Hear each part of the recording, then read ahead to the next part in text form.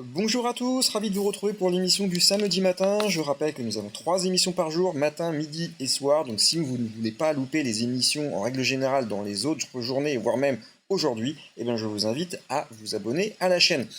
On commence tout de suite avec une carte plutôt verte, et ça c'est plutôt pas mal. Ce qui est très intéressant, c'est qu'on avait repéré des tokens qui avaient un potentiel de upside et qui ont upside, comme Trump par exemple, suite à une vente massive, même si c'était risqué de rentrer dessus. Et on a également White qui performe de 22% sur 24 heures, et alors qu'on l'avait clairement identifié, j'en vois plusieurs à l'écran qu'on avait identifié qui en ce moment même sont en train de reperformer, comme Jasmy. Alors, vous allez me dire que c'est pas le seul, c'est toute la carte qui est en vert parce que Bitcoin se reprend, en effet, mais on a quand même réussi à identifier des tokens qui pumpent un peu plus que la moyenne, notamment avec le Trump et le White. Au niveau du Bitcoin, eh bien écoutez, il y a un peu un statu quo. On va revenir sur la partie news juste après. Là, en ce moment même, ce qu'il faut retenir, c'est que le cours a maintenu la barre des 100 000 dollars. Ça, c'est vraiment symbole fort.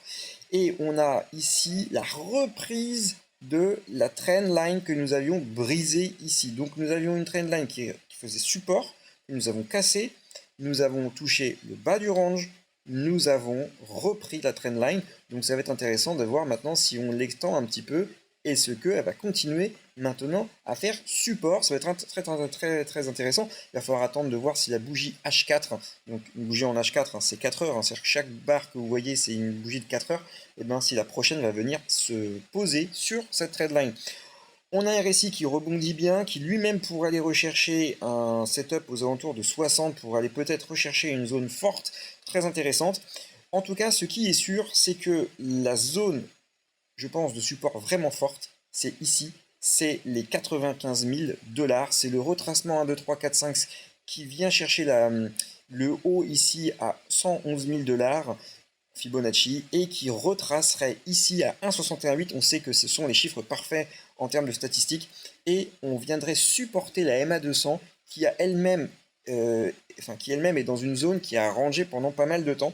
Donc il y a vraiment je pense, une zone ici intéressante. Alors je vais sauter un peu les étapes, mais je vais vous faire voir ici, ça serait quoi le max pain. Le max pain qui pourrait être envisagé en ce moment même, ça serait un cours, regardez sur la gauche, qui arriverait aux alentours des 95 000 dollars. Max Payne, euh, c'est un calcul qui permet de dire vraiment où serait le max de la douleur sur le marché si les whales le manipuleraient. Et ça nous amènerait aux 95 000, une fois de plus, dans cette zone-là. Donc, mettez des petits ordres ici si vous avez un peu de liquidité. Je pense que c'est vraiment pertinent. À mon humble avis, on va aller rechercher cette zone-là. J'ai du mal à croire qu'on parte directement, à moins que, évidemment, la MA200 reconnecte progressivement le prix et que ce cours continue de ranger comme ça. Mais ça voudrait dire qu'il n'y ait aucune nouvelle économie, qu'il n'y ait aucune nouvelle politique, rien du tout. En général, on le sait, il y en a tout le temps un peu. Donc, à mon avis, on va venir rechercher cette zone. Ici, on a la Bitcoin dominance. J'en parle pas tous les jours parce que ça bouge pas tous les jours non plus. Par contre, ce qui est très intéressant, c'est de voir, c'est que là, on commence à approcher les 65% de Bitcoin dominance. Et la question que moi je suis en train de me poser, c'est de se dire, eh ben, qu'est-ce qui va se passer? Alors, je vais remettre ici en daily, pardon. C'est, vous voyez, on est en train de grimper comme ça depuis des mois et des mois. Et je suis en train de me dire, mais mince, ça va s'arrêter quand? Vous voyez, on peut même pas arriver. Alors, je vais mettre ça en weekly. Voilà, là on va avoir une vue beaucoup plus intéressante. C'est que là on commence à arriver vraiment dans des zones qui font que est-ce qu'on va venir ici jusqu'au 72% avant d'avoir un retournement? Et est-ce qu'on va avoir un retournement? Il y a beaucoup de questions dans ce sens-là, mais si on veut que nos altcoins pump, eh ben, il va falloir un retournement. Mais on monte tellement progressivement que c'est tellement construit, tellement solidifié, qu'on n'a pas des gros mouvements verticaux comme on a pu avoir dans le passé. Donc c'est très difficile de savoir quand est-ce qu'on va se retourner, et bien malin celui qui sait. Au niveau du Fear on Grid, on repasse au-dessus des 50, donc on est quand même dans zone neutre, donc ni bearish, ni bull. Je pense que c'est plutôt une zone pour essayer d'ajuster ses positions, faire de la rotation de liquidité entre les tokens qui performent le plus et ceux qui performent le moins. D'ailleurs, je pense que c'est une zone qui est vraiment propice à ça, et c'est comme ça qu'on essaie de l'exploiter sur cette chaîne. Au niveau de la liquidation Hitmap, on voit que on est clairement au milieu entre 106 et 104. On a liquidé un coup en haut, un coup en bas. En fait, on voyait, on était minuit dernier, donc à peu près 30 heures, 30, 30, 30, 45 heures. On avait été chercher les 100 000 et ensuite on a été tapé tout en haut aux alentours des 105, 100, 105 500 et maintenant on est au milieu des deux. Donc là ça va être un peu statu quo je pense pour le week-end, à moins que le marché s'emballe, mais je ne crois pas puisque je vous rappelle que la MA200 est encore loin. Ici, donc on a parlé du Max Payne, on l'a déjà vu. Je voulais vous faire voir également le perpétual futur contre le spot volume. Ce qui est très intéressant, c'est que en règle générale, euh, on a un, en fait, on a une corrélation quand ça se croise. C'est que en général, quand la ligne verte croise la ligne jaune, on a très régulièrement, sauf ici, un dépassement des volumes. Donc, si, en langage plus clair, c'est que si le Bitcoin continue de ranger aux alentours des 103 000, je pense qu'on va avoir un volume qui va diminuer progressivement. Voilà, je vais faire très simple. Au niveau de la heatmap, RSI pour savoir qu'est-ce qu'on peut acheter, qu'est-ce qu'on peut vendre. Alors, en fait, il y a très peu de tokens qui surperforment et qui sont overbought. Donc, j'ai envie de dire, alléger des positions maintenant, ça paraît difficile, à moins que vous ayez un peu de grâce. Par contre, ce qui peut être intéressant à entrer en portefeuille, eh ben, c'est le token Mask. D'ailleurs, nous, on l'a déjà tradé, on en avait acheté, on l'avait revendu. Et là, vous voyez, il a bien dégringolé.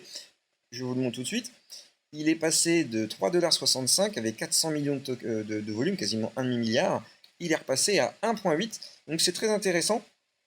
Et je pense que là, il y a quelque chose à faire en accumulation en espérant repartir. En tout cas, je pense que c'est une très belle opportunité. Les volumes ont considérablement monté. Donc, écoutez, rentrer sur le token Mask me paraît intéressant. Le token Trump n'a pas été n'a pas eu le mouvement attendu. En fait, Eric Trump a déclaré que LWLF, donc en fait le groupe de Trump hein, qui manage tous ces tokens, etc. Il a déclaré qu'ils allaient acheter une grosse pile de Trump, mais le marché n'a pas bougé. Il a simplement monté de 6%. Je pense que le marché il est saturé par ce token de shitcoin et en réalité qui n'a aucun impact économique, aucune valeur, rien du tout, simplement à pas enrichir la famille Trump. Et je pense que le marché en a ras-le-bol, donc seulement 6%, alors que s'ils auraient déclaré ça, mettons là, les premiers jours du lancement, je pense que ça aurait fait un bond de 60%. On se rend compte que le marché est fatigué et épuisé. Le portage complet de Bitcoin pourrait être la carte maîtresse de Musk dans la querelle des Bitcoiners. Enfin, pour les bitcoiners, excusez-moi. En gros, vous savez, Trump et Musk sont en guéguerre tous les deux. Et en fait, ce qui est en train de se dessiner, c'est que la guéguerre pourrait se mener au niveau économique et à savoir qui aurait le plus de bitcoin dans le portefeuille. Et c'est ce qui a l'air de rentrer dans ce schéma. Ça va être très intéressant de voir parce que là, c'est vraiment le concours de un petit peu qui c'est qui a la plus longue et ou qui c'est qui a la plus grosse. Et je pense que ces deux acteurs-là ont envie de jouer à ce jeu. Donc très intéressant en tout cas pour notre portefeuille s'ils commencent à se battre à coups de milliards pour acheter du bitcoin. La Chine va-t-elle interdire la possession de bitcoin? Vous savez que c'est déjà quelque chose d'un peu touchy en Chine. Mais l'industrie de la cryptographie n'a jamais eu autant de signaux dans ce sens-là.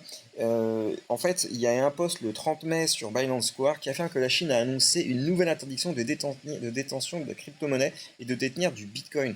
Donc c'était déjà quelque chose factuel, c'est-à-dire que en Chine, déjà tout ce qui était minage, etc., enfin ils avaient mis un gros coup de frein en 2021, et ben ça a l'air d'aller encore dans le sens du durcissement.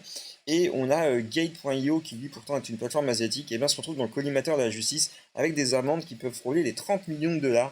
Donc à voir comment ça va se dérouler. En tout cas, la Chine, c'est pas forcément un secteur pour l'instant qui met tous les voyants au vert côté crypto. Je vous propose le token Memecoin de la journée, ça va être le TAP, j'en ai regardé pas mal. Lui, il surfe sur une narrative qui fait que, vous savez, Trump a tweeté le fait qu'il envisageait peut-être de faire son parti politique suite à la querelle avec Trump. Et ça pourrait s'appeler TAP, en fait. En tout cas, les gens spéculent là-dessus. Et donc, il y a des tokens comme ça qui poussent, qui font des performances assez ahurissantes. Et donc, je pense que en court terme, ça peut être un move intéressant à jouer. Vous voyez, encore sur une heure, il y a eu un plus 197%.